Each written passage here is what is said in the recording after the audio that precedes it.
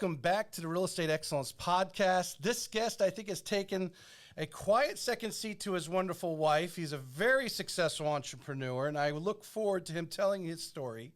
He owns 3 companies locally, and I'm sure he is on the board of his wife's company as well.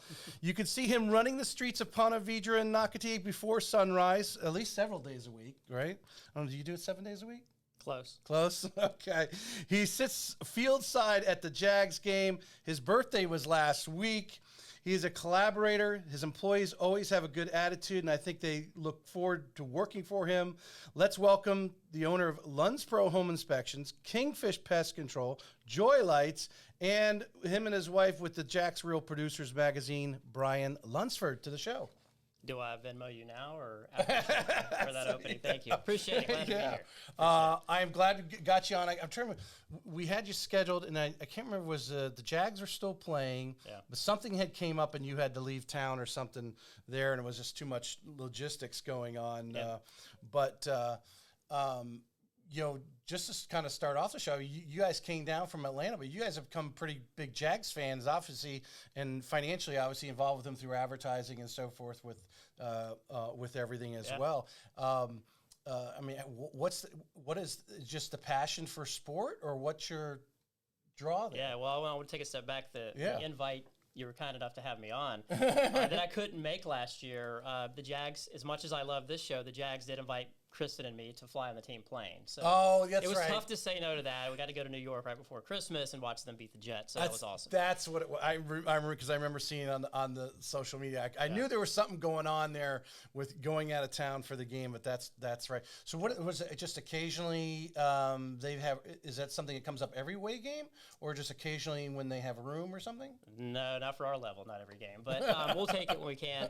Yeah, I mean, to answer your question too, to go back just a little bit on the Jaguars and moving from Atlanta. So we moved here, we're going on our 7th year, which is crazy. It does not feel like we've been here that long. I still feel like we're kind of the new people in the neighborhood, and it's certainly not the case. But I've always loved sports. I love the intersection of business and sports. And so I've always loved the NFL, and the opportunity came about, and I'm kind of a risk taker. And, the pest control company, Kingfish, is growing and doing well, but it's still, certainly for the level we came in at, probably too small to be an NFL partner. Right. With an the NFL official. team. Right. And you're not national either. So, right. We're not national. We're just local here for now in Northeast Florida. So I just took it as a branding opportunity to get a small business out there and just give it a shot and see what happens. And again, it intersects my passion, my love, which is sports. And I like politics and business as well. But I do love sports, and I love that intersection, and that's what it's able to do. So now, how many years now you've been involved with this? Will be season 3 coming up. Okay. Yeah. Are you seeing that branding? No one really has a way to test it, I guess. Yeah. I mean, unless I guess nationally you can tell some way, but locally, seeing some of that name recognition. Yeah. So, I mean, the question that I knew I would get before I even became a partner is, what's the ROI? Right. And I knew this before I even signed, is that it's going to be hard to track. It's one of those things where it's a branding build. It's kind of like a big radio campaign or something like that. You're building the brand, and if the growth is matching some of that, then you're doing well. And the way I look at it too is I'm having fun with it. So at the end of the day, in 10 years, if I look back and say, financially that was a loss, I still had fun along the way. And where I'm at this stage of life, that experiences and having fun and making sure our team members are enjoying what they're doing, to me, that's critical. So I'm fine with it. No, but I feel good about it so far. No, that's really a great attitude to have, because before we dig into my normal shows, since we're on this subject, I mean, obviously we get approached all the time, whether it's a little ball team here needs a donation or whatever, and you really can't expect any return on investment. I mean, it's really charity at that level. Yeah, if people on the ball team get to know you and you do get one phone call and you break even, or maybe make something out of that for that one service, great. But you have to have that. You have to do it because you enjoy it. Mm-hmm. Yeah. Here's what it's done for me, like specifically the Jaguars connection. I'm in rooms now with people I would never have been in. Yes. It's elevated our leaders on our teams. It's elevated me as a CEO and owner. It's put me in positions to make deals that I never would have been able to do. It's helped me learn pick up mentors. And again, just the connections that I've made. If nothing else, when it's all said and done, I had fun, and the connections that I've made have been insane. Well, I mean, if you really think about it, there's some people who spend a lot of money for these masterminds to go and be in the room with some of these people that you're talking about. Yeah. They're paying that direct, just a check just to be there. You're involved in obviously being able to brand the company at the same time. Love it.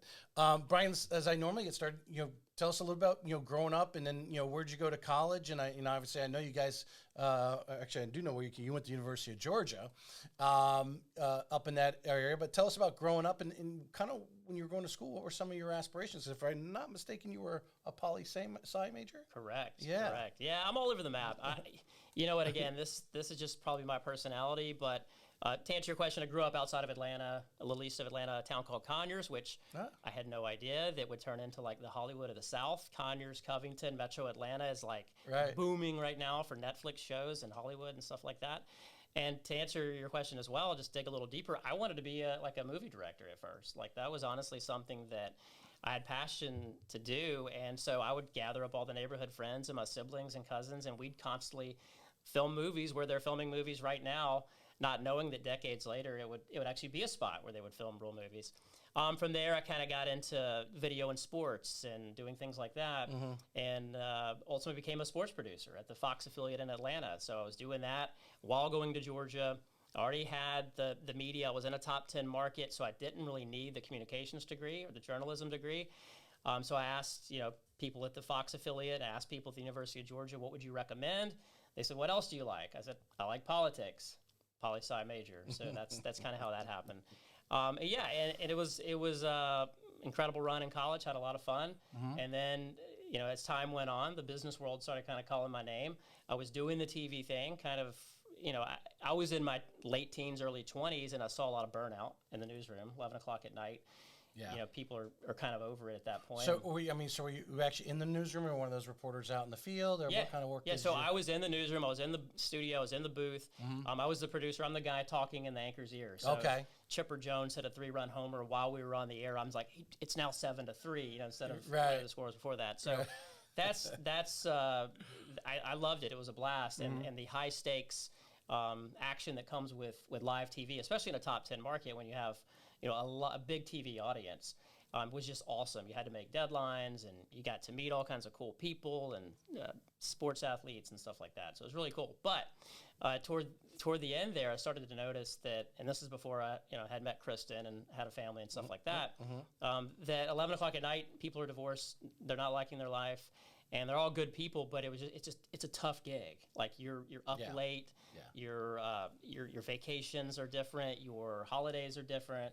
And so I ultimately resigned and moved to the Virgin Islands. So did that. My brother and I lived down there, worked in a little diner, had never, both of us had graduated from Georgia recently. You're just like, hey, just go with the shirt on her back kind of thing? Pretty much. Got rid of the car. Yeah. Gave the TV station plenty of notice. Resigned, went down there. We're having a blast doing that. But 6 months in, I would see the New York skyline on TV, and I started kind of getting the itch. So I was like, all right, now the itch to get into either back into television or get into the business world started to come. So that's kind of where it led from there. All right, so you go back to Atlanta after your little hiatus. Correct. Go back to Atlanta. My dad had a small pest control company. Okay. He didn't have a website. This is 2005. Didn't have a website or anything like that. My brother and I saw some opportunity there. There was really just, a couple of employees. So we came in and just did the basic stuff you would do. You add a website, bring customer care in, just some of the common sense fundamentals. And we did that, and then all of a sudden, it started to get traction. Grew that, and ultimately sold that, and because he was just really small town, had enough business for to make a moderate income for himself, and didn't envision where you and your brother kind of had a greater vision of what was going on. Correct. He was content while we weren't, and we came in and we found a way to grow it. And like I said, we grew it, sold it to Terminex, and around that same time, Kristen and my family, our 2 kids, we moved down here. The kids were really young. They had not started kindergarten yet, so we were like, if we're going to kind of make that transition, now would be a perfect time. And it didn't really matter where we worked. Kristen was a stay-at-home mom working on her doctorate. Right. I'm behind a computer every day. And so I always wanted to live palm trees, golf courses, ocean, things like that. Right. My dad ultimately was down here as well in Neptune Beach and still is. So there was just a lot of indicators to do that. And Kristen was born here. She's one of the rare natives. So Right. it made sense. She got to come home, and it's been wonderful ever since. So a lot of this has just been your passion, and it sounds like even so far, and I think this story is going to continue, of almost, what is the phrase? It's you're not just lucky, but being prepared when luck meets preparedness, or something like that. Is there some phrase? Yeah. There, and you've prepared yourself, or the fact that you and your brother, and I think a lot of people, the young people out there, and I include even myself, not that I'm young, but I saw things but didn't know actually how to put the rubber to the road. I'm definitely a visionary in doing the things, but how to put the rubber to the road. And sometimes, I mean, we were talking pre-show about the YouTubers and stuff like that. Some people see what they're doing now and don't realize that they've been doing this now 5, 6, 10 years. And they're constantly learning, constantly trying to get better, make a better video, do this, and now of course they're making money and gobs of it. But some people don't even get out of the gate, so to speak. Where you could have told Dad, I'm not really interested in pest control. I'm just going to go get a job with whatever, or go back to the TV studio. Yeah, more is lost in indecision than wrong decision. I mean, that's kind of how I look at it. Like, take a chance. Don't just sit on your hands. Do something. And that's kind of what we did there with him. And then with our dad approaching him and buying him out. And then in 2020, after we sold the company the year before, my brother and I parted ways, and he's doing his thing in Georgia still, and I'm doing my thing down here in Florida. Yeah. Amicable. And that's when I brought Kristen into the business world, and just been having fun ever since. All right, so you sell the company, you come here because you wanted to be with the palm trees and golf courses and so forth. So you put yourself into that position. If I looked on the LinkedIn, was Kingfish first before the home inspections? So this is where it gets confusing, because back in Atlanta they were all under the same umbrella. Okay. So and also I didn't wait on an exit with one of my companies to make the move to Florida either. Like, we actually moved before we sold. So we moved in 2016 and we sold in 2019 because I look at it like I want a big life. I want to do bigger things. There's other things I want to do. And to me, the energy that Florida brings, and just for me personally, living down here in the sunshine and the activity and the active lifestyle and everything, it fit everything that Kristen and me were looking to do. And that was one of the big reasons. So, all right. So I think here's one of the business questions, because I think that's one of the especially we know a lot of our real estate agent partners that are out there and so forth. One of their biggest steps is even just hiring the first assistant, right? So they can continue to grow the prospect and actually bring the business in, and let somebody on the back end. Here, you literally move out of state, 5 hours away. If you flew on a plane, it'd still take you 5 hours by the time you went to the airports. Sure. If you had to rush back for something and literally have to be there physically. But what was that easy for you, or the mindset of actually saying, hey, I'm not going to actually be down the street from the office anymore? No, it didn't. It was one of those things where we knew it was something we were passionate about and wanted to do. So the decision to move was not hard at all. It was a matter of getting all the ducks in a row and then making the move. As far as to your point earlier about hiring, making that first hire is tough. Yeah, you got to figure it out. Like, we didn't know what we were doing back then. We made terrible decisions. I learned now every day from stuff that we did back then, that I did back then, that now I try to improve on. So the thing is, you just have to take the step. There's never going to be the right time in business. I mean, that's what I've learned. Business is life, life is business. There's never the right time. You just got to make a move. You cannot, if you're just staying static and not being dynamic, then nothing's going to happen.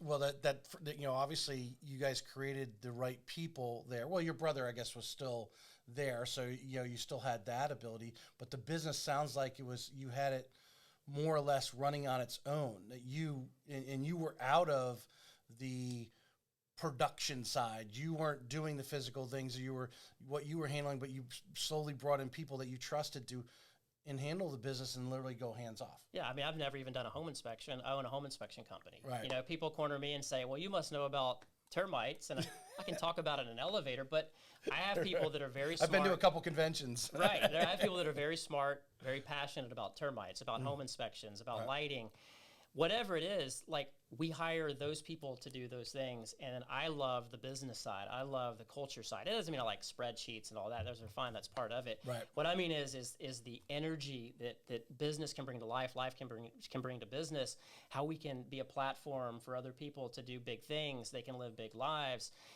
Just bringing that joy to them, that is where I'm at now in my career. Like, that is what I want to do. And joy can be looked at in multiple ways, and that's actually, you know, one of the things we talk about every day, bringing the joy. It's not just a motto. It's not just something we say. Right. We do say it, but it's something we live by. That, you know, in the micro sense, or, you know, very practically wise, yeah, if you're in line at Publix, bring joy to somebody behind you, or your team member, you know, bring joy to them. Customers, obviously, clients, realtor partners. That's all obvious stuff that you need to be doing, at least in our culture. But the way I'm positioned now, where my biggest drive right now is bringing joy long term to our teams. So the people within our team. So if there's someone that's ready, and there's multiple that every single day are out there working as hard as they can to, you know, bring joy to others and grow these companies, then I want to help them meet their goals, whatever that is. That might mean creating a foundation. That might mean financially, whatever it is. But I want to be that vehicle for them. Have you always had, you know, Kristen said the phrase, you know, that, you've mentioned, it's basically you're willing to take chances on certain things. You say, well, that's logical, that could work. And I can imagine Joy Lights is one of those most recent ones, right? You know, there is a demand for people to hang up Christmas lights. We're in an area where people make a reasonable wage, and people shouldn't be climbing ladders that aren't experienced in climbing ladders and climbing out on a roof. So it makes total sense. I mean, we've been using a service for years ourselves, and you just, you know, obviously you had the financial ways to just, you know, to go and say, yeah, let's roll with it. Now, well, what are we going to do in the off season? Well, now we can do, you know, lights. But that attitude of that entrepreneurial attitude of, you know, willing to step out there and willing to fail. And it was very interesting this morning. I was kind of just flipping through Instagram, and there was a reel in there. You know, everyone talks about, oh, Trump had 50 bankruptcies. Well, Walt Disney bankrupted himself 7 times in a much slower time. And it's because those guys went out and took chances. Yeah. Where did that come along? Is that something you just intrinsically always had? Or was the confidence working with Dad and what you guys did there give you that confidence to take another step? I think it's also curiosity. You know, going back to Joy Lights, how that was kind of born, there's multiple layers to why Joy Lights started, and we started it last fall. Number one is it fit our vision, our mission, our culture. And this is I'll explain. So we paid someone else as well for the first time the year before, the Christmas before. Yep. And I remember driving in with the kids and Kristen, and we were coming in for they had just put them up that afternoon, and we came home, it was already dark. And the joy it brought to our faces, like the kids were like, all of our faces were lit up with joy. Right. And so it fit that That's immediately. Cool. That was number one. Number two is that we have, you know, with these service companies, pest control and home inspections, they go seasonally in a sense. No matter how you slice it, when the colder months come, everything slows down a little bit. It depends on to the degree, but it does slow down depending on the year as well.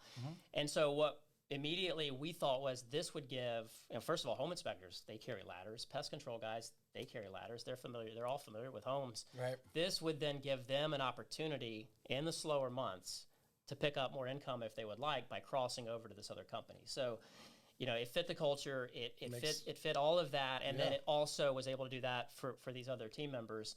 And then from there, it's like, hey, we have passionate leaders. I mean, I mentioned earlier some of the people that are just every day out there. I can name, there's a whole list of them, but the 2 VPs, Brian Westcott, Kingfish VP, and Michelle Foster, Lunsford VP, they're like no other. I mean, they're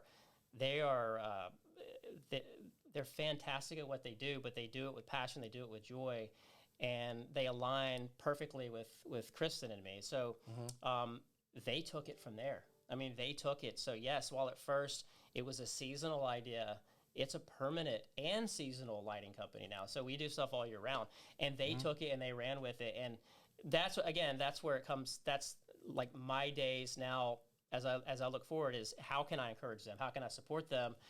But then also long term, how can I bring them joy to their lives? I want them to live the biggest life they want. And if these companies are a vehicle to that, then perfect. All right. Now, we like to think everything's all sunshine and roses, as Rocky says, right? But life's not sunshine and roses. There must have been some mistakes, some setbacks. Tons. During. Tell us about, a couple of things that obviously, we just mentioned, hiring, Yep. And obviously that's always a learning process. Yep. You never know. As some people say, you could throw a pile of resumes up in the air and, take the one on the top and you just don't know. Yeah. But there is a little more science to it if you've made some mistakes to be able to understand what the good traits are, right? I mean, and so give us some setbacks that you've had, and what'd you do to overcome? Yeah, we have a ton. I mean, I could go on. This could be the longest segment, but and this is what I said. I learned from these things. But I mean, there were years where we were in growth mode in Georgia. We didn't even care about the bottom line. So we were top line revenue, profit, was way down the list for us. And there were times, even we ultimately ballooned to around 100 employees. There were times where we're looking at it going, are we going to make payroll? I mean, there were some times during some of those years that, yes, the growth was there and everything was awesome, but the bottom line wasn't great. And so that's number one. For more than a decade now, I've focused on profit, and we don't run our companies with any debt or anything like that. It's the bottom line is what we look at. Top line revenue is great. And it's a good vanity number, and it's fun to go after awards and stuff like that. There's nothing wrong with that. But at the end of the day, when the curtain's pulled back, what do you have there? Mm-hmm. So that's what we're working really hard on. We're not where we want to be totally. Obviously, it's a process. We're always trying to build and get better on it. But the more profits you have, the more you can then share those with the people that are driving that company forward, and that's the ultimate goal. Or jump out to a new idea like Joy Lights or something like that. Correct. To be able to go out there. But entrepreneurship, I think there's nothing in those businesses that sets like, the interest rates rising and all, there's a little bit of slowing down. There's not enough inventory, so their sales are limited versus what it was 2 years ago. And you're constantly having to, feel the heartbeat of that all the time. And if it slows down, what are you going to do? Are you going to cut? And I think a lot of people's vision is, I want to be big. But really, in reality, is what time do you want to go home? And are you going to be sweating it out when you see the payroll, come across and like, oh, that's coming out of the checking account? Right. Do I need to move some money from this account to put, cover that and make that happen? Right. And I mean, and sweating that out, those are real things of real entrepreneurs and small business. Yep. and making those things happen. I think, and you've gestured to it several times already, your people. You've talked about your two vice presidents. What are some of the things that you've, in the hiring process, something you did early, which I imagine was just hire somebody just who would actually fill out the application. Correct. We were begging people back then at the beginning. Yeah, to now where I got Billy Wagner's. I got his book over there on the shelf where he has a pipeline of people that he creates. Although he has great retention, but he always has somebody there if he's going to expand or if someone leaves. He immediately has someone who he's been trickling on or staying in touch with for a while is kind of one of the things to do. What are you guys doing? And then of course you're doing a little more labor intensive work than an insurance agency. Where'd you start, and then what are you guys doing now? And I know you're always tweaking it. Yeah, well, we started on Craigslist back in Georgia. So, and to your point earlier, we would take whatever we could get. They came in the door. We were basically not interviewing them. We were basically begging them to come work for us at the very beginning. These are pest control technicians. Early on, when we first were getting started, because my brother and I knew that we needed to get behind the computer, and ultimately, that's where we were. But yeah, it's normal things like Indeed and other places like that. But what I have found that the sign of a healthy culture what you start to notice is that people are coming to you. So yes, we'll do the traditional things to get the awareness out there, but we're finding that it's connections. That hey, I heard you guys might have an opening, or hey, even if you don't have an opening, I see what you guys are doing there. We want to come join you guys. So nowadays, that's how it is. Back then, whatever you could do. Right. Yeah. What do you think? I mean, typically, in that level of job as the pest control person, they're taken care of, and there is a level that they need to get paid. They're dealing with what is the right compensation.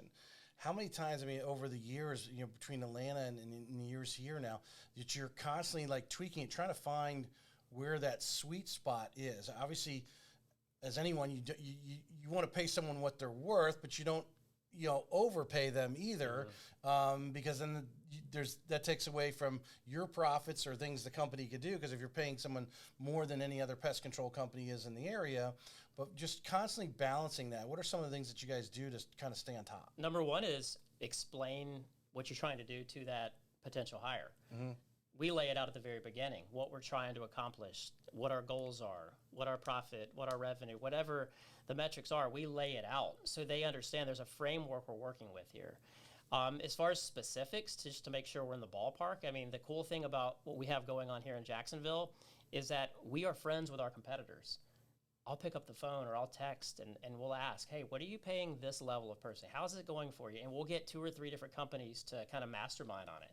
And so we have that collaboration. I mean, again, when I look at the evolution, at least me personally, early on, and certainly this is more of a way back, even it goes even more, decades into it, just in general in America. But I think there was I have the idea, I'm going to hide it. It wasn't a very collaborative environment.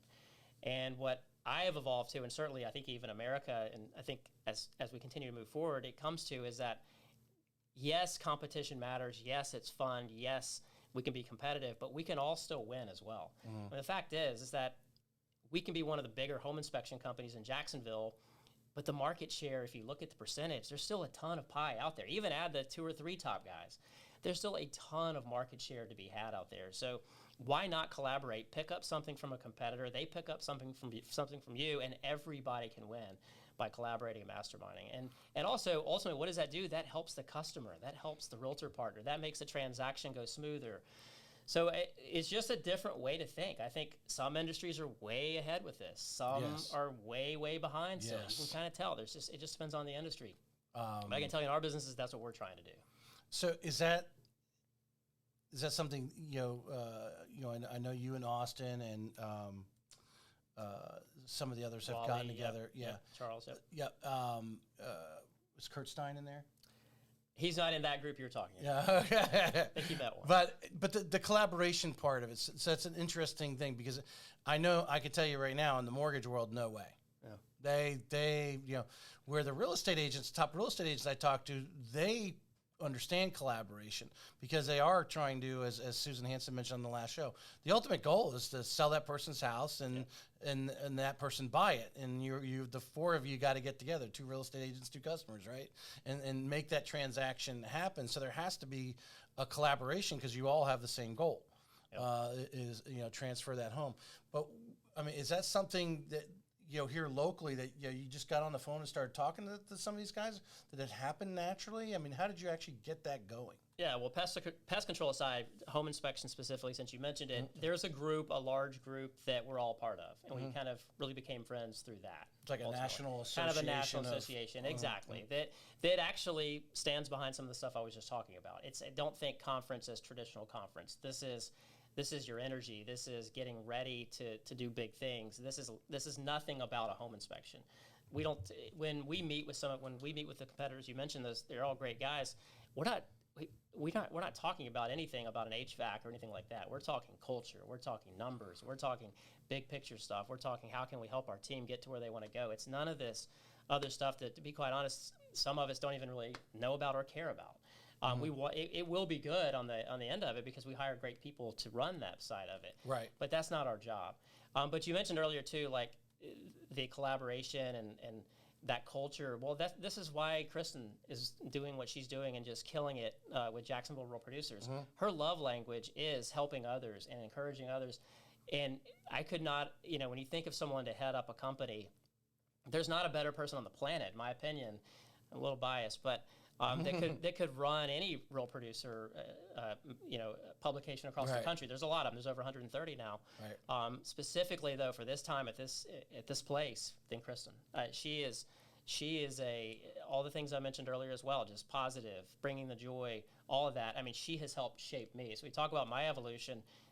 I attribute a lot of it to obviously books and things like that, but really ultimately it comes down to her influence. Right. Watching her, not her telling me something, just kind of watching the way she operates, and it just rubs off. Right.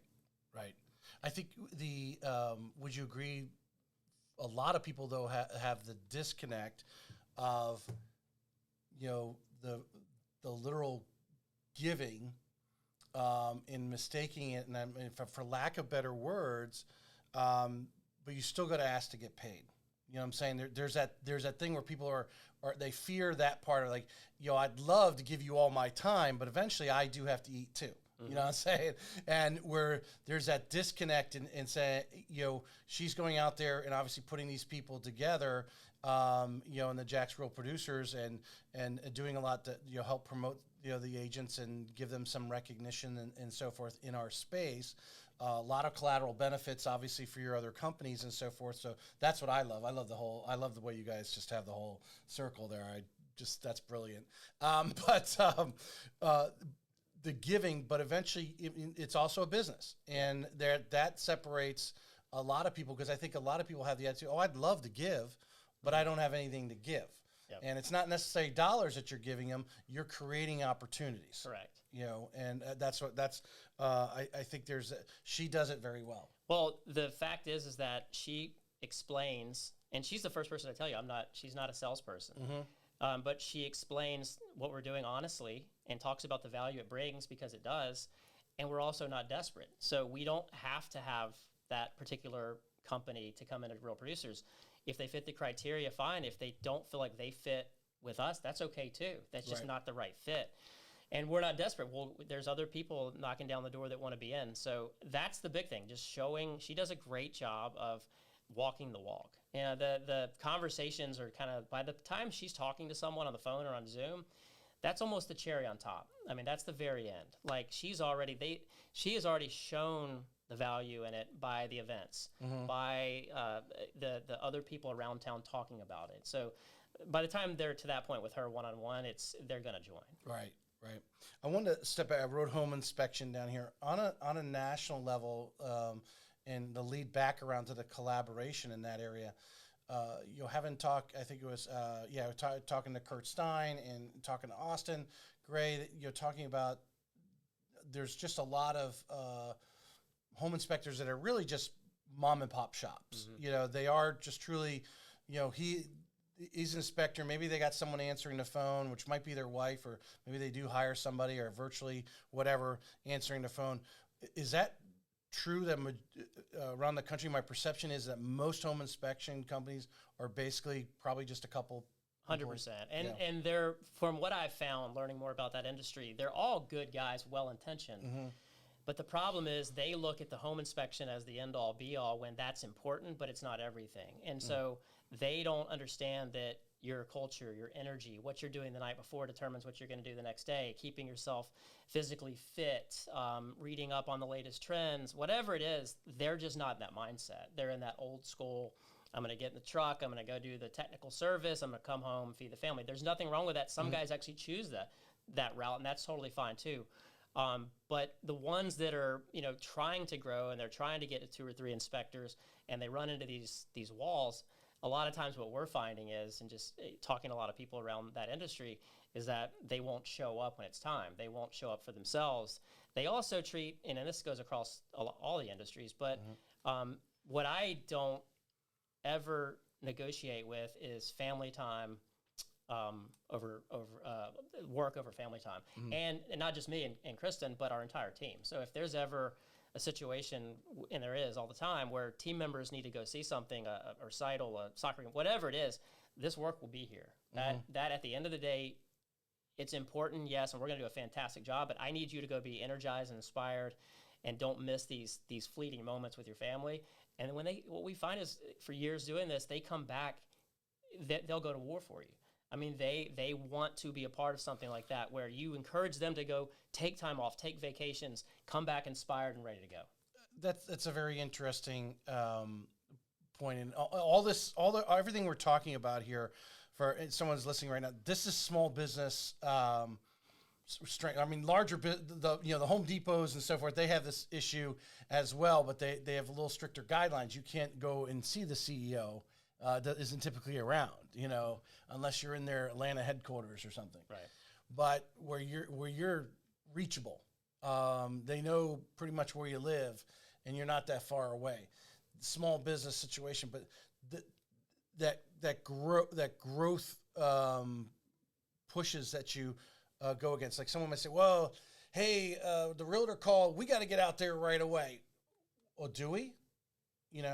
I remember one thing I was talking at Quicken Loans was, if the customer, we're dialing out all the time. That's what you're doing, unless you're literally working on a loan. If you're not, it's a dialer, right? And they're feeding your calls, and you're just, either, trying to take an application.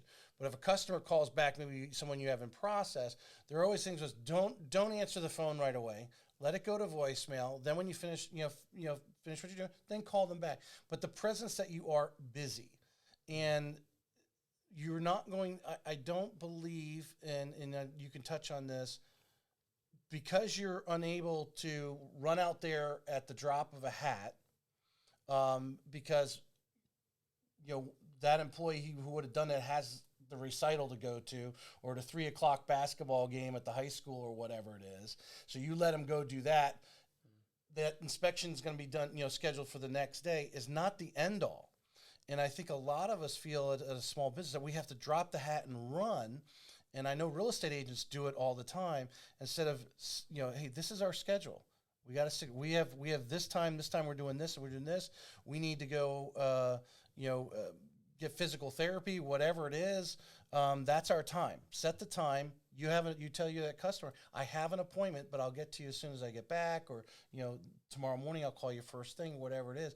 But it's that balance of that we're going to lose the fear of losing that customer. Yeah, we're playing the long game. Yeah. So what I find is these top agents in particular, they understand if it's rare that we'll miss an inspection because we have other inspectors that are awesome and they'll step up and go do it as needed. But the times where we have to reschedule something, these top agents, they're in the same boat. They're building the same cultures. They get it. They respect that. As a matter of fact, if they hear that an inspector had to miss something for a child, they probably respect the company and that inspector even more. Mm-hmm. And yeah, it's a little bit of a headache for them that day to kind of coordinate with the buyer or whatever, but they would understand that, especially considering that for us, communication is massive. Transparency is important.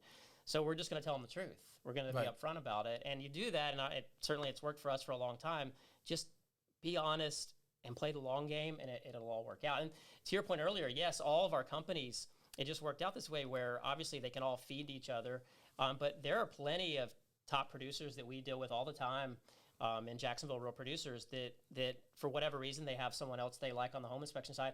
No worries. Like, we go have coffee with them, we hang out with them, we support them in everything they do. So it's just a different mindset. Like, it's totally fine. Like, if we're there, if you ever need us on those other companies. But if you got somebody you like right now, cool, no worries.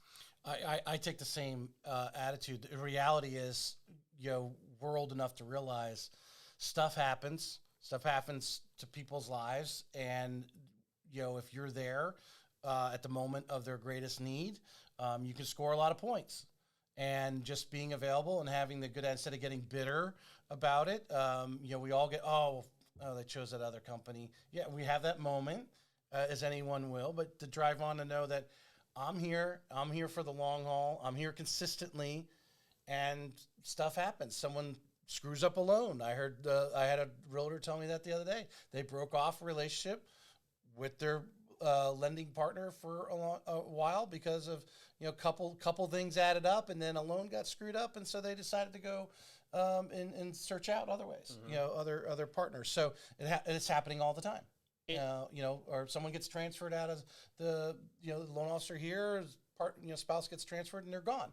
Yeah. Now that whoever they were servicing need help. Yeah. I mean, it's the heart that ultimately matters in any business. Like, and if your customers, partners, or whatever see that heart, that's really the most important thing, because they know you're working on their behalf to get the best job done you possibly can. I think of, like, if you go to a restaurant and a waiter or waitress is working their tail off and they spill a drink all over you. There's some people that may get very mad and not tip them. If that person is working their tail off and apologize and obviously made an honest mistake, I'll be inclined to tip them more, because they're going to learn from that. They're going to get better. It's a mindset shift. Some people choose to kind of take the opposite of joy, and what our teams plural choose is to go with joy. And it's funny how it all works. When you're kind to other people, it comes back around. Yeah, that's a great your example there was awesome, because I do see that in the restaurants. Now I do see others where waitresses like upset me when I order. They come by, hey, you want something? Oh yeah, we need a refill. Okay, great. And all of a sudden they disappear. They forgot about you. Yeah, that upsets me. But I do know when they're hustling and so forth. And like I said, you feel that. You can pick that up, because we've all been there. If you haven't waited tables, you haven't done. If you haven't actually done and dug holes, or that kind of stuff when you were younger, you don't appreciate a lot of what these people are doing every day. 100%. I was talking to somebody who were talking just the economics right now. I'm feeling for a lot of people, because the cost of everything just doubled, and I know their income hasn't doubled. So it's just like, I feel sorry, because I could go out. Yeah, we could stop at a fast food restaurant, which is pretty much more expensive. You might as well go to a sit-down place than a fast food. Yeah. And I feel for some of those people, because they already were working hard. Now that's doing. But that's my little political stand. Go off on that for a little bit. I wanted to circle back. Okay, so I gestured, or you agreed with me that majority of the home inspectors out there are 1-2 man operation type stuff going on, and God bless them. They probably provide. I would, just like small businesses in America, provide 50% of that industry's people to get together, because your biggest challenge on a higher level with several of these other companies that you're talking about, and across the spectrum, where you are having crews, whether you got some of these big electrician crews or plumbing companies that got 20 vans and so forth and crews out there. Your biggest thing is that culture, hiring the right people, and keeping the ball rolling. What are some of the things that you've discovered to give some small business owners on here who might be watching some insights of again, that stuff that didn't work, and then what you're doing today and always working on? Yeah, slow to hire, fast to fire. If there's cancer, cut it. You got to cut it out. That's number one. If you've got somebody on your team and you have a gut feeling, and that, or even more so, that's the case, then you got to part ways, and you got to part ways fast. That's huge. Another thing is, during the hiring process, and I've over time, when you add it all up, probably 150 people, 200 people, when you add it all up, I've hired almost every time, and probably every time if I really went back and looked at it, that if you have a gut feeling during that interview process, you're probably right. Go with it. Go with your intuition. Yeah, and don't hire out of desperation. I know we get in these cycles where you get crazy busy. You got to bring in people fast. It will come back to bite you. The loss of momentum, the loss of time training, the loss, obviously paying the person, and just all of these, the time, which is critical, you lose is way too high to risk hiring the wrong person. And we still do it every now and then, but we've gotten a lot better at it. We're trying to, again, I don't do the hiring anymore, but we talked to our team about, if you have that gut feeling, go with it. It's constantly, like you said, all of a sudden a couple people quit in the same month or week or whatever, and you're caught behind the 8 ball, so to speak. Or all of a sudden, interest rates drop, and all of a sudden everybody's got their house up for sale and everybody wants to buy it, and all of a sudden you got all these orders coming in for whatever it may be. I wanted I made that statement, I lost my train of thought. I was just saying, to that point real quick on it is tricky, because there are times where you have customers banging down the door and you don't have enough people. It does happen. But what I've also found is that the people that you have that are there pushing that business forward, they'll find a way to make it happen. They'll find a way to make it happen. That might mean hiring some kid part-time to go do some labor with a pest control technician, whatever it is. It is unbelievable that when circumstances dictate it, whether it's a bad economy and a bad situation or a really good one in the case we're talking about. The people that want to be with you and you want to have on that team long term, they'll find a way to get it done. All right, you've created two questions here that I think are so crucial to any small business, and especially one where we're somewhat fluid at different times and different demands, or, like I said, somebody that you don't expect to quit or leave or whatever, or get sick or whatever it might be and has to leave. Staffing, when you're working with your VPs on your levels, I think in my past experience in telecommunications, working in a retail store, 20 some years ago, the big corporations just keeping the right amount of people there, right? You don't have that extra person that really can polish things off, so to speak, so that everybody's not overloaded and then for doing a poor job. What's your attitude when it comes to the amount of staff that these companies, based on the business levels you're at? Well, the cool thing is there's numbers out there that we can gather. And we have our own numbers. We have competitors that'll share numbers. We have other data points we can pull in, and we're building for scale. We're not looking to be the biggest company the fastest, but we're definitely looking to grow. If we're not growing, then we're not, what are we doing all this for? Why are we even? Well, the joy part, because, joy comes when you're a little content yourself, right? You're a little happy and you can spread joy. It's a little easier. When you're under the gun because you're having to do an extra 2 inspections today because too many people called out sick and you're having to cover stresses and your quality control goes down, right? Are you an overstaffer? Do you in a sense, making sure you always have maybe 1 or 2 extra people than what you really need, just so everyone can work at a pace and do really good? Sometimes. I mean, there may be situations where, Kingfish will hire a couple of extra technicians when we know spring is coming, or same thing in the home inspection side. Yeah, our team will look at everything as a whole and see what makes the most sense. You look at finances, you look at the market, you're looking at a lot of different indicators. We're going to hire the right people. And as a matter of fact, it's another point on hiring, is that we've seen talent come about when we didn't need them, but we still hired them. So, and when we probably shouldn't hire them yet financially, we still have, because if you can grab good talent, you grab it. Yeah. So that's big. So I wouldn't say we're one way or the other as far as how we staff, but we want to have the right people for sure. And then as time goes, we'll add or subtract from there. Well, I mean, go even our agents, right? They'll talk about, I got all this business, and their quality has to go down because they're not following up, they're not inputting names in their CRM because they're the one woman band, right? They're running around doing all this stuff, where if they took the time to have that one extra hire that's actually doing that stuff, then everyone's working at a comfortable pace and can really do well. That's kind of my, yep. I see too much of that in the large corporations,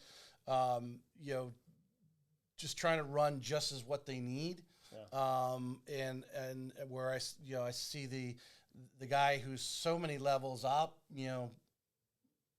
sitting fat, where it's like, if you actually you'd sit fatter if you actually added this extra staffing on here, so the books are kept well. I remember when I was in retail, that was my problem. I was the sales guy.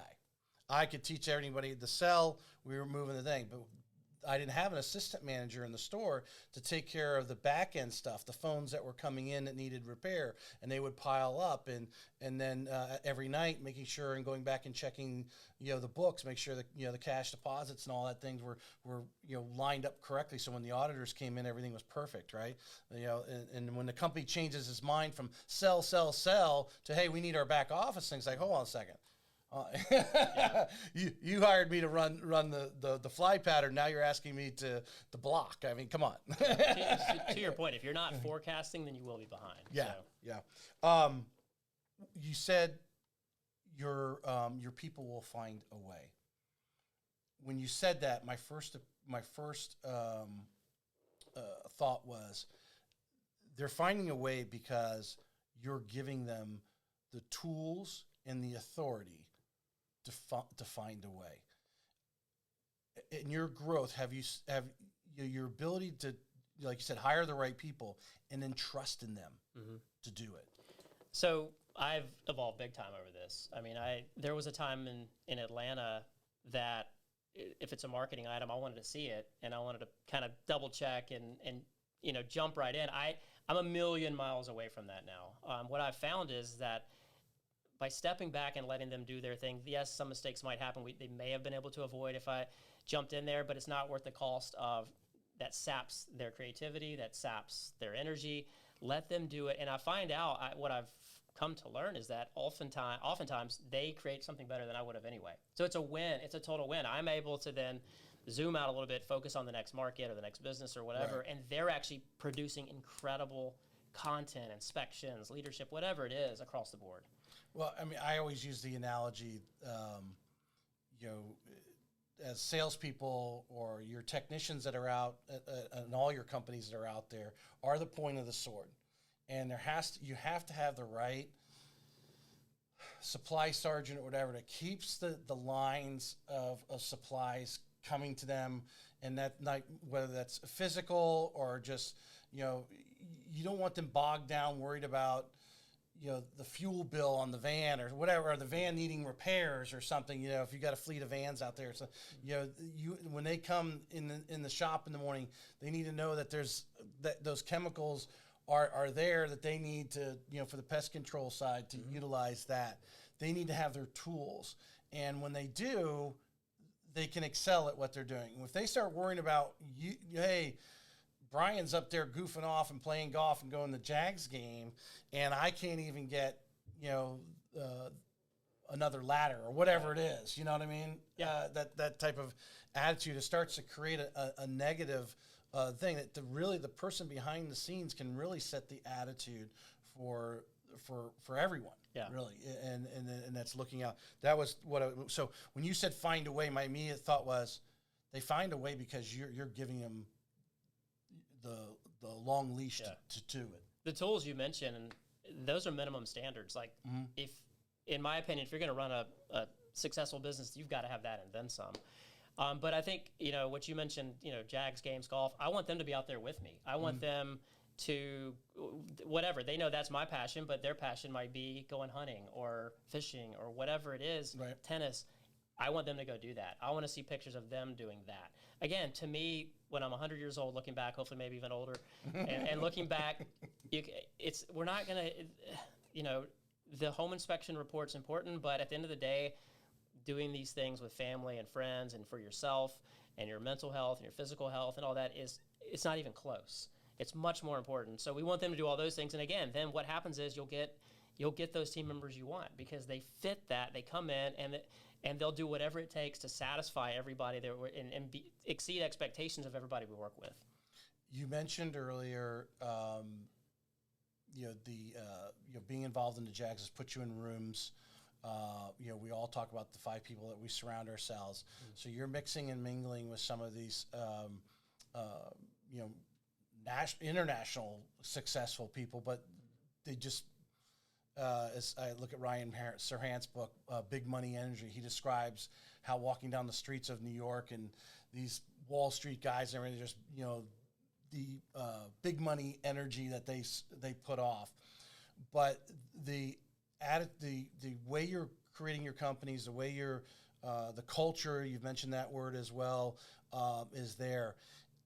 To surround yourself by other leaders, other business owners that have that same attitude, and they're just constantly molding that, right? Yeah. I mean, what are some of the things that you've picked up? Have you gotten any direct tips from somebody you immediately went and implemented into your company, or just some greater vision? Some of the stuff that you got from these interacting with these people. Yeah, there's definitely some of that, but where I'm at now, for me, it's harmony over hustle. So I am trying to get more uncomfortable every day with things that I know are somewhat uncomfortable for me, whatever that is, whatever that looks like, both physically working out or whether that's trying to seek out mentors that I feel like are way too high to go after, but I still do. And what's crazy is that, you try that, they respond, you get to go meet with them, then that leads to another mentor. and that leads to an even higher, more prestigious, whatever your, 100%. whatever that looks like to you. But Yep. it is the some of the people that I now have in my phone that I can text that I was. Some of them, from celebrities to pro athletes to these big time business owners you're talking about. To me, that is where I'm trying to hone myself now, hone my skills on being a better leader, because they're obviously doing something right at these levels, and they are more than willing to share. And I have tried. I mean, I snuck a letter to meet someone that I didn't have their phone number, email address. I snuck it in a Christmas card. I'll try anything. And it took a while, but I ultimately got the meeting. So you in a Christmas card, you added a little note to the person you're sending the Christmas card to hopefully introduce you to someone else? So what it was we're blessed to live around a lot of very successful people. Right. And Kristen knows a lot of people in our neighborhood, in particular the wives. Right. And so she knows the wife really well. Okay. I didn't know the husband really well. I want to talk to the husband. So that's an example. And I won't name any names because a lot of these you guys will recognize. Yeah. But so I hijacked the Christmas card with my letter, and it took a few months. I got it. It worked, and learned so much, and that continues on today. Do you find that they're actually somewhat flattered by the fact that you want to chat with them, that you want to hear about their experiences? I find that they are just like we all are. Mm-hmm. They are just like we all are. They just took the shot. They just didn't stop. I mean, so many people, so many of us, I feel like we get right to the edge and then we retreat. And these are the people that said, it's looking crazy, but I'm going to keep on. And they push on through just a few more feet and they're there. I think that's what I've found. That's what struck me, is that, man, they are normal just like we are. They're just finding ways to get things done. I've said that, use that analogy, the swinging the axe one more time, swing that pitchfork one more time, and where they turn around, and I know there's a cartoon about it where the guy's in the mine, he's chipping away, and he's one chip away from the golden nugget that's behind the ear of the diamond, and they turn around and walk out, and the next guy comes and swings it one time, and it falls out, right? 100%. And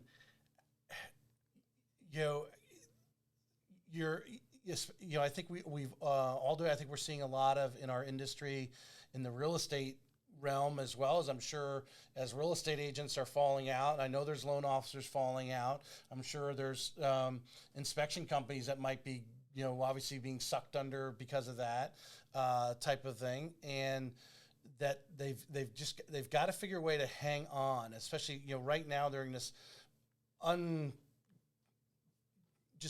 uncertain time. Yeah. We don't. It could turn around tomorrow. It could be 6 months from now. We don't know. I think we're in a bubble here in Northeast Florida, where other areas it's not so hot. So we don't fully know. But you just got to hang in there. Yeah. And sometimes you have to go thin. And I say to myself every morning, I was like, okay, the Lord's testing me today. You're testing me, right? You're testing me. I'm going to swing it one more time. I'm going to swing the axe one more time. I'm going to keep doing it. Well, but you're living that, and you're around these people who are attesting it. You're not reading it in a book, but you're actually talking to people who are telling you this. Yeah. I mean, these are people who have been around. I mean, I was around in 2008 when that market was around, and we actually grew in market share. I feel like, through COVID, like to your point earlier about just hang on. But the ones that don't, that's okay too, because you can actually pick up market share when things go down, normalize, or go up. Mm-hmm. When it goes up, everybody's winning, and nobody's really exposed. When it starts to go down, go back to 2008, or you go to an uncertain time, like even to an extent now, they get exposed. So if they're not doing the fundamentals, they're not picking up the phone, they're not calling, they're not doing what you need to do in whatever the profession is that you're in, it's the spotlight's on, and they won't be around long, and that's all right. It kind of weeds out the people that probably shouldn't be in there anyway right now. Maybe it's in the future for them, but not at that moment, and then you pick up market share. So a lot of people get really worried. I get kind of excited about it because I feel like this is an opportunity for us we can come up with new ideas, we can pivot. There's so many cool things we can do, and then at the end of the day, we'll probably grow during it as well, hopefully. The somewhat diversification that you have, is that something that you planned earlier? It just so happened to just come as things developed. You saw, hey, there's a need for joy lights. Oh, okay, well, I've got the pest control. I know that, but hey, why don't we add the home inspection, because you did that. You did home inspection in Atlanta as well. Correct. Yeah. So, I mean, did that kind of diversification come naturally, or just, I mean, I wouldn't say naturally, but just kind of you saw the need and filled it, or was it actually a plan? So the company in Atlanta, like I said earlier, was under one umbrella. So we knew, I knew in my heart that in the future it'd be better if they were separate, because you never know, there could be an exit, there could be, who knows, there's a lot of factors. Terminix comes in and wants to have pest control, right? Well, and to that point, I've told my team members, because there's a lot of, there's always talk in pest control and now even in the home inspection industry on people buying up companies, and I've made it crystal clear to my two VPs that if that happens, I want them to be the ones to find out, or if I find out, they're coming to the first meeting. I want them in the room. They're going to be in there, and they're gonna ride whatever it is with me and Kristen. They're going to ride it too. The people that got us to wherever we're at, they're going to ride with us at the end as well. So to that point, but yeah, I just knew that there's a lot of reason, from liability to exits to whatever it is. It's good to break it out. So when we did sell to Terminix loved our culture and they kept our name, so we had to kind of break everything else out. By default, it happened, so it was perfect. And then I just knew everything else after that would also be separate. What are the conversations that you're having now with your leadership? What are some of the challenges that you're just, obviously they change every season, they change every day, whether it's employee issues or this, that. What are the conversations that you guys are having, this quarter? I know you guys do. I think you just recently, like last month, you kind of, each of the companies, you do a little like out of town. Like a retreat. Sometimes we'll go out of town. Sometimes it's just, it'll be in our clubhouse or somewhere else, just off-site, away from a computer. But yeah. What are some of the challenges they're seeing? It's like anybody else. I mean, you're talking, what we talked about earlier with scale, you're always talking about employees, you're talking about situations where something could be developing positively or negatively, and then how are we going to tackle it? How are we going to approach it? How does the market look? What are, like our last meeting, we were looking ahead to this year. And so, a lot of that meeting was spent on, all right, what are these targets? We got to have a target. We got to have something to go after. Right. And so what does that look like? Some years that target might change. The whole thing may be different. It may not always be revenue in some cases. A lot of times it is. It's an easy one to watch. Profit, same thing. So it's typical stuff. But the cool thing is that Kristen and myself, we don't go into the room. We know it all. It's not like that. We want spirited debate. We want disagreements. It's always done in a very considerate way. And then we think if you do that, you'll get the best answer. And so that's our kind of our take on that. The two VPs that you have now, have they grown up to their level? In other words, through promotion, or were they hired as that? Yeah. So the one VP was with me in Atlanta, and ultimately it all worked out where he was excited and came to Florida. The other one came in at a different position, and we knew right away that she could go when where the she opportunity wanted to go. presented itself. Yeah, and then so both Brian and Michelle have both gone straight up. Give us an example. You say you they're running the company. They're there seeing the day-to-day things. They're doing the hiring and the firing and so forth. Give us something, and you don't have to mention names. They're listening, they'll know the story, but anyone else listening won't know the difference. But are sometimes where you disagreed with them and whether you went with their idea and said, okay, roll with it. Let's see where it goes. Or you said, no, we can't do that. That we're going to fall off a cliff. What are some kind of disagreements that you may have, or just difference of opinions? Well, I mentioned earlier. Sorry to interrupt. I mentioned earlier that I love risk. So it's to a fault probably. I'm very blessed to have Kristen. She's a sounding board, and then the two VPs a lot of times. So a lot of times it'll be things like where I want to amp something up big time. Financially, maybe marketing or something like that. And the VPs are like, whoa, how are we going to hit this if we got to do this and this? So that would be the quickest, most recent thing. So you are the visionary. I enjoy, most of my ideas are really, really silly, and every now and then one will hit. But I just like to keep moving forward and trying new things, tinkering with stuff. I don't like to just sit on my hands for too long without trying something else. And they're very good about looking very methodically at it and should we do it or not. And how it's actually going to, the rubber meets the road. You know, you have the vision, and they're going, okay, well, how are we actually going to make that happen? This is going to happen, and that's going to happen, and it's just not. They're the ones that have to do it. I mean, they do everything from payroll to writing the check or whatever it is to whatever the thing I wanted to go do. They might have to push back on. That's fine, because again, a lot of times, most of the time, when we come together like that, we look back and we're glad it went the way it went. Whether I got what I wanted that time or not, it's often it works out whichever way the kind of group ultimately came together on. I imagine it probably hasn't always, but it sounds like obviously the collaboration.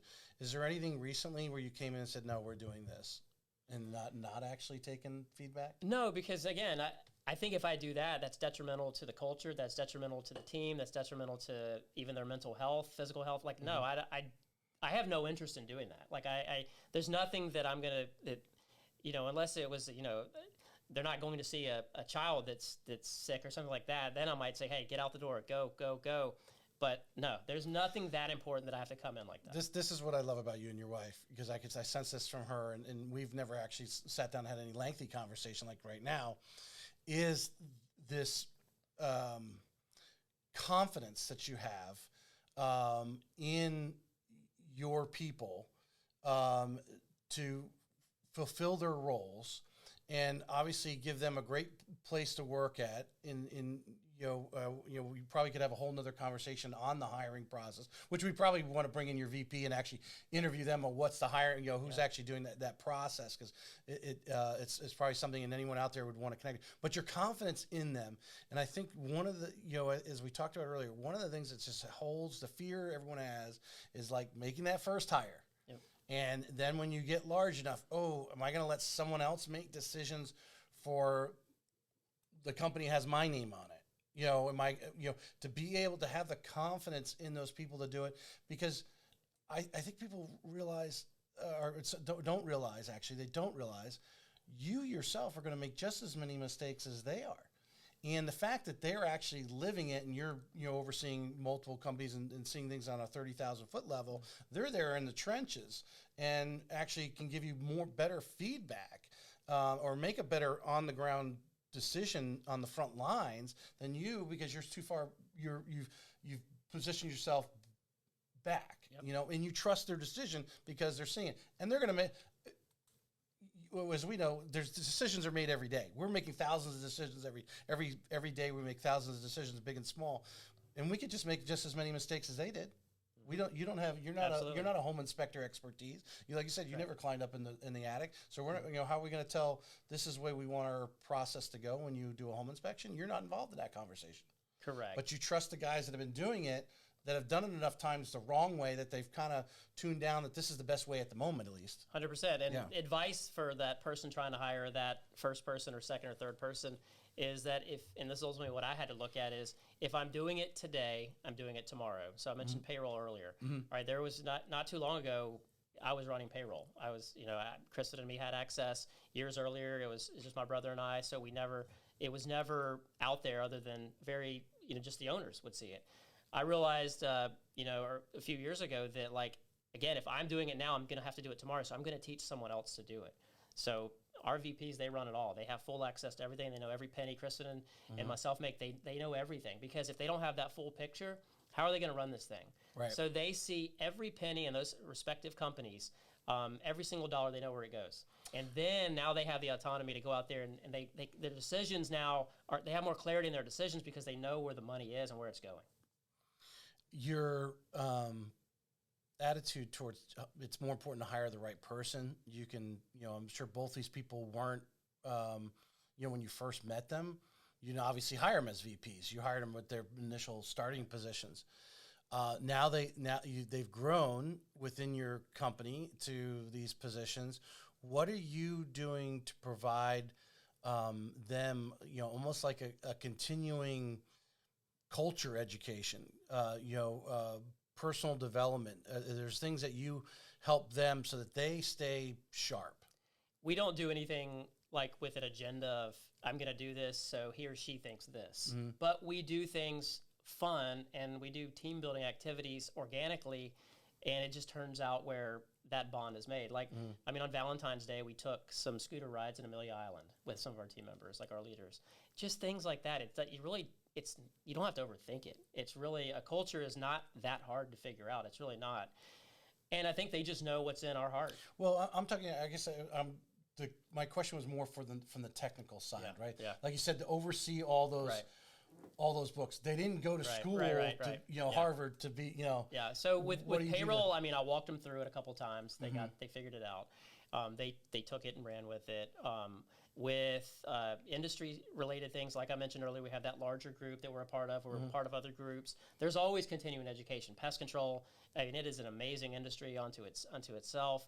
There is so much education inside of that industry, so we're constantly sending people to different places to learn. So, yeah, as far as the technical and that side of it, our team is phenomenal. And it's like the way you mentioned earlier, like trends and stuff. Hey, we know at this time of the year, so that's something they, of course, obviously having grown up in the company, they saw but didn't necessarily put it to play. But now they're the leadership and understanding. Hey, we need to, hey, maybe we need to fire that poison because we don't, we need to cut back, or we need to hire, or whatever it may be, or hey, because of the market conditions, we need to bump everybody, some living wage amount. Just seeing those things and constantly be balancing, I think doesn't come natural to people. Yeah. Especially at the leadership levels that they're at. We would like to think that the Harvard Business School trains those guys to come in and be CEOs of companies, but not really. Right. From that standpoint, I think we're better off hiring a veteran who's been to war and led, dozens of men and women. Is going to give you probably better leadership and understanding all those inner workings, because they're being trained constantly to handle that. We just did. We just hired a veteran for a top position, West Point grad. We've hired multiple veterans on all kinds of different levels over the years, so 100%. I would take someone in the trenches in those industries all day long over someone who's book smart coming in. So how many, of all the companies, Jack's real producers, because I know Kristen's got a couple support staff there through all how many employees technically are you? Yeah, so I think when we sold the one in Atlanta, it was around 100, so most of them went with Terminex, so we're probably back up to around 40 something now, somewhere in that ballpark. Here in Jack's, about 40. Yeah, okay, exactly. Yeah, and that counts Tampa as well. I actually asked ChatGPT to create some questions. A couple of those questions were ChatGPT questions. Awesome. Actually. Fascinating. What do we have for the future? What do you? I mean, my gut feeling is you're going to need another Joy Lights van, or I don't know. You might have a couple vans already, but come Christmas time, you're probably going to need another one. Yeah, it's that business is so much fun, and it does truly bring joy. Like it's our installers who are out there in the field. Oh my gosh, they said the families, especially the ones at dusk when they were finishing up and they would come out. We had families email us pictures of it. It just that's so cool. But the future for us is bright. We are always looking to do the next thing. We one thing that's near and dear to us, to Kristen and me, is charitable work. We just came back from a mission trip to build a house in Mexico. All of our companies have a charitable element to them, where a certain percentage of revenue goes over to charities. So that's really big with us. Our church, we're a big part of that. We love where we go to church. So we're a lot of cool things happening over there. Showing up physically to us is important. Again, if you're not taking care, if I'm the owner, leader, or CEO, and I'm not taking care of my body, what is that saying to our team? So trying to push myself. Well, I don't know there. if everyone can run like you do, but I did my first marathon last year, so I'm going to take a little bit of break on that. But the running's still there. I'm in a fantastic group of men, a workout group called F3 that I post about a good bit. It's an amazing male leadership group that I'm in. It's so cool and such a good for the soul. So just living like a fun, big, joyful life where just encourage people, have fun with it, try to stay out of that negative space as much as possible. We don't watch news at our house. Every now and then I'll read a Wall Street Journal article, but for the most part, unless it's very specific, we're not reading about the run-of-the-mill, terrible things that are happening. We stay away from politics. Political science major, but we don't watch. Kristen will let me watch a presidential debate every now and then, but for the most part, that TV's not tuned. No, to I shut any it. of I those shut it channels. off since the last election, so I haven't.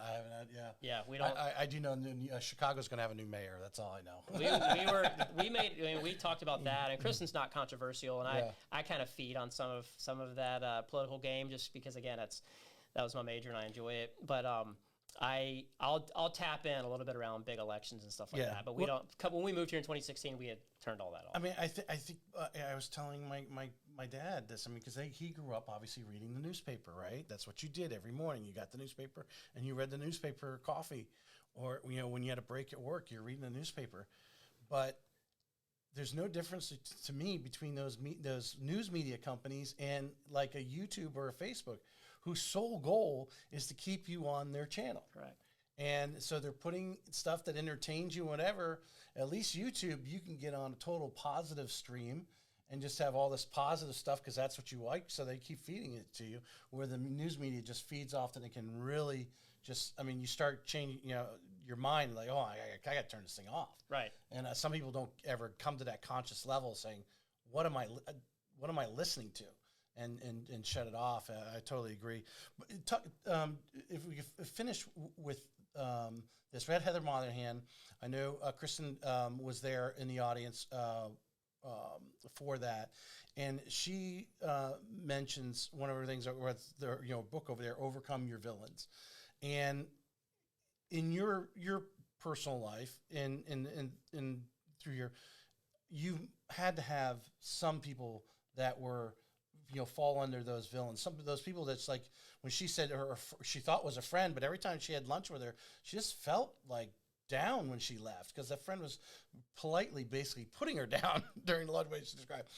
What have you done in your life to kind of, like I said, we shut off the news. That's easy. We just click the switch, but kind of distance yourself from those who don't bring joy.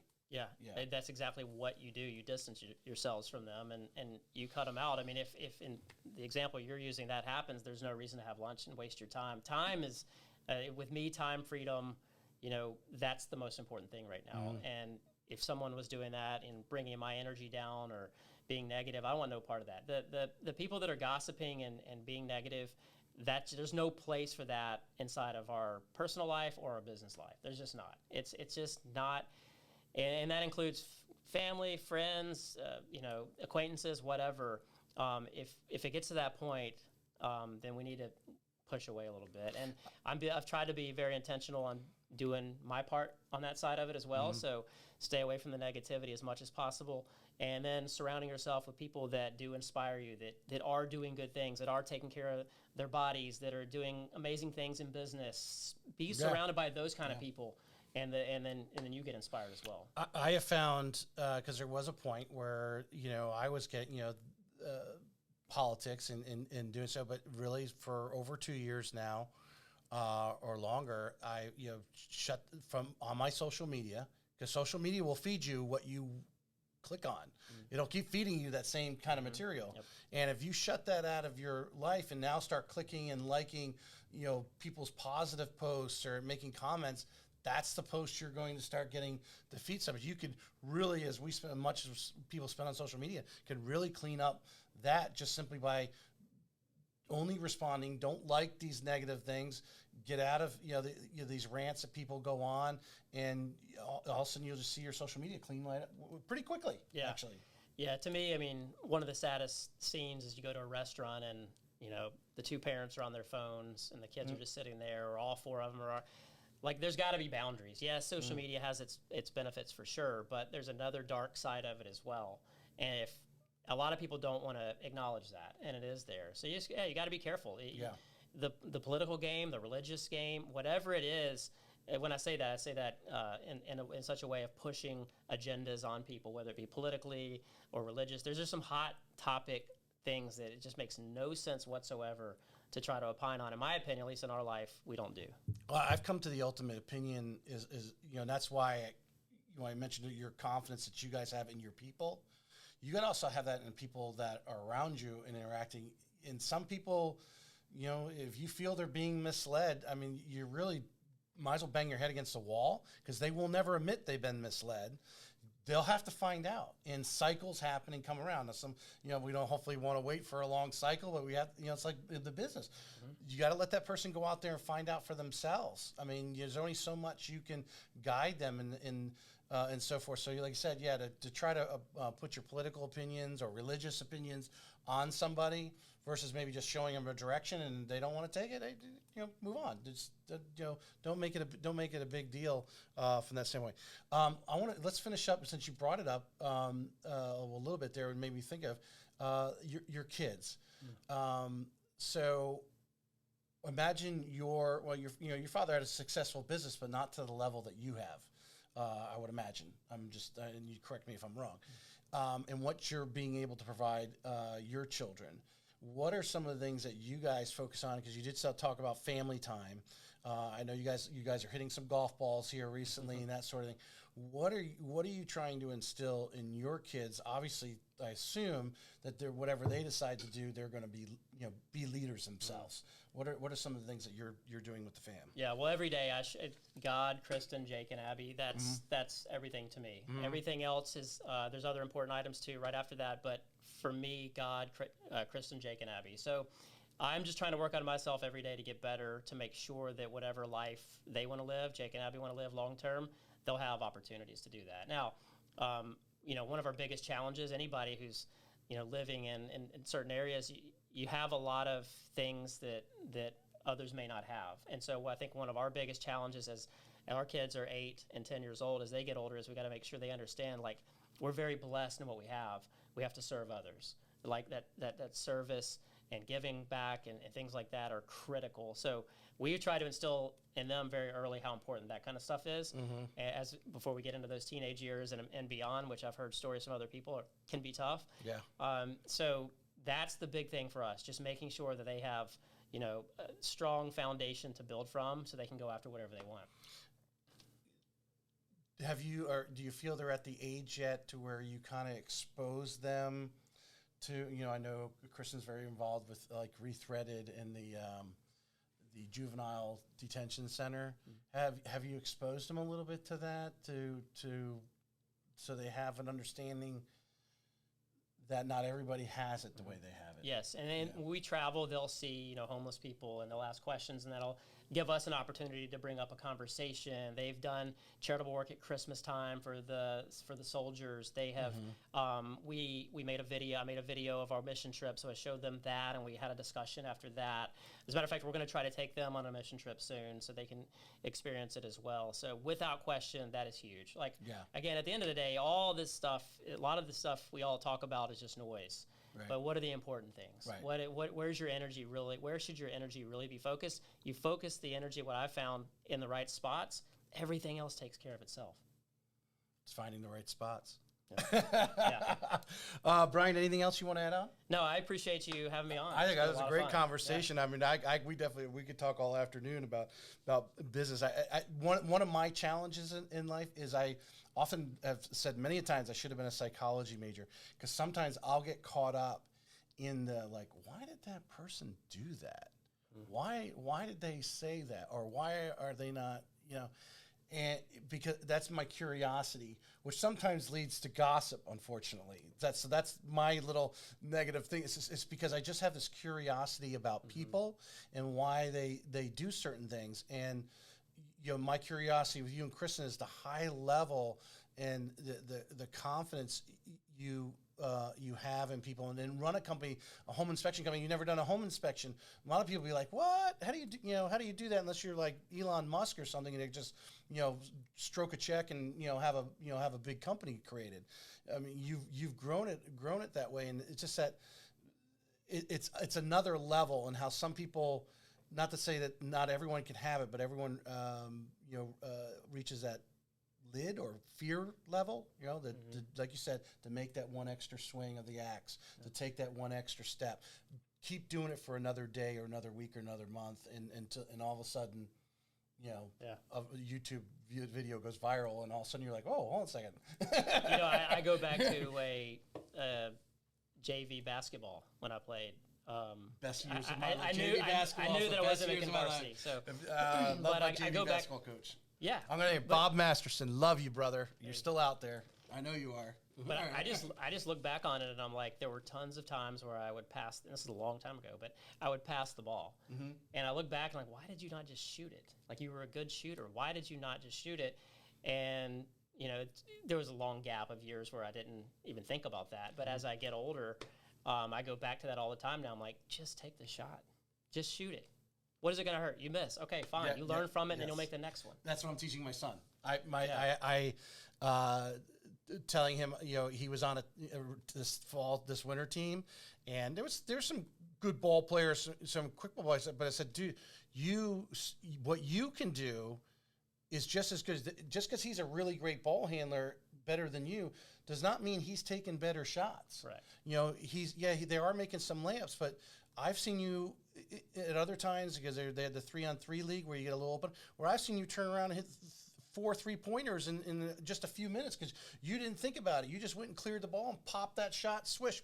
You were rolling with it. And then when we got in the 5-on-5, he was a little more. I was like, no, dude, let it rip. You got an open shot. That's your shot. You got to take it. There's nothing that brings more joy than watching the children finally hit that pinnacle of making the shot or scoring the goal or whatever it is. I know with Jake and his touchdowns on the tackle football field, the first one he had, his face, I could see, it was zooming in. Of course, I'm rolling on it. Right. And I could see that huge smile. And then the other day, Abby, she led her team in scoring in basketball. It was just draining shots left and right. And just to see her little face, same thing. Of course, I'm rolling on it.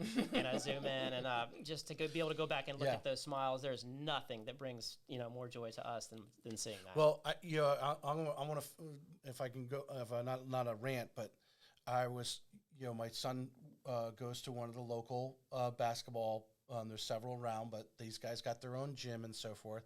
And I got to know one of the guys who was running one of the gyms, and he was, talking about the level of some of the players. I said, hold on a minute, bro.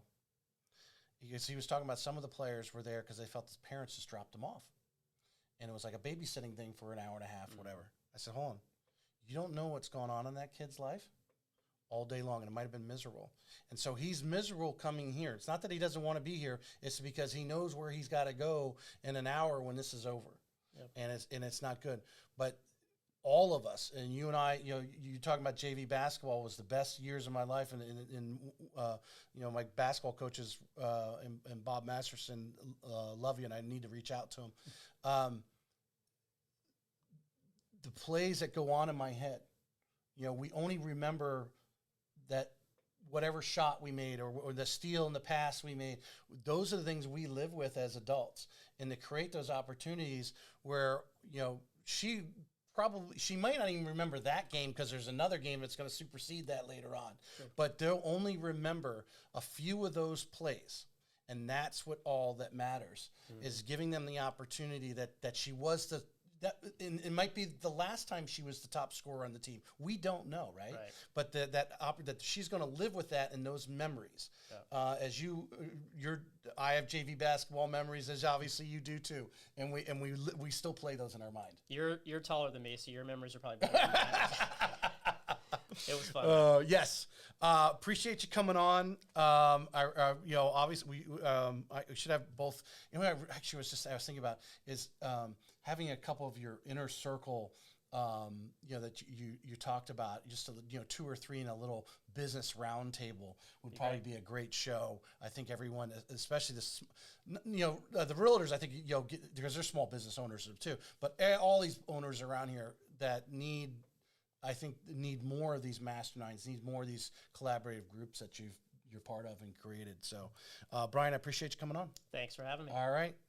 You can reach Brian. What information he'll give me so you can reach him will be in the show notes, and he is on the social media, so you can definitely reach out to him there as he's posting his kids' photos all the time. So, in his travels as well. So, thanks for coming on, Brian. Thank you.